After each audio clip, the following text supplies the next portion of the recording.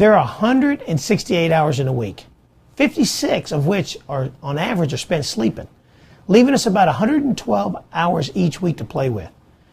Now, even though we've always had 168 hours a week, we're all lucky enough to be living in a world where technology has made us more productive. Now, rapid transportation hasn't created more time, but it has given us back some of the time that we used to spend getting there and back. The internet hasn't created more time, but it has given us back some of the time that we used to spend doing research and getting access to important materials by simply just giving us the ability to communicate with our friends and family and clients instantly with a touch of a button. Yet with all these newfound efficiencies, we all seem to be busier than ever. I mean, our quality of life is in direct reflection of how we choose to spend our 168 hours a week. And even with all the technical and social advancements of the last 500 years, the one thing has never changed that we all have to prioritize. We have to decide for ourselves how to spend our time, concentrating on the more important things versus the less important things in our life.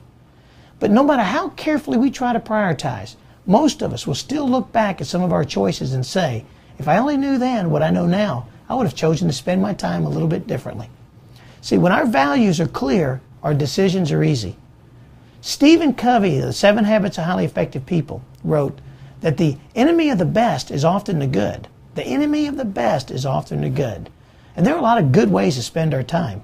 But our quality of life is at its best when we choose to engage in the best things. And whenever possible, delegate those things that are less important to the quality of our life to someone else. Taking money aside, what's really most important to you? Faith, spirituality, can't be delegated. What about health? Just because we could pay a personal trainer $75 an hour doesn't mean that getting healthy can be delegated. Spending $500 an hour on a personal trainer still doesn't get the job done either. Now, you would think that spending $1,000 an hour, we can get some sort of satisfaction. But we're the ones who are going to have to sweat. We're going to have to take the responsibility to eat right and keep a healthy diet.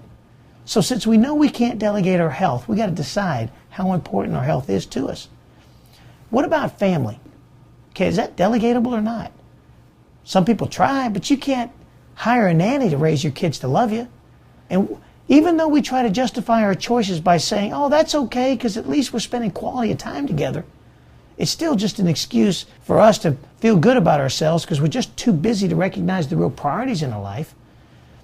We would all like to spend more hours per week than we currently do, maybe many more hours per week than we currently do, being with and enjoying our friends and family and the people we care about most. But we have to make the conscious effort to find the time to spend some of our 168 hours a week to real quality time.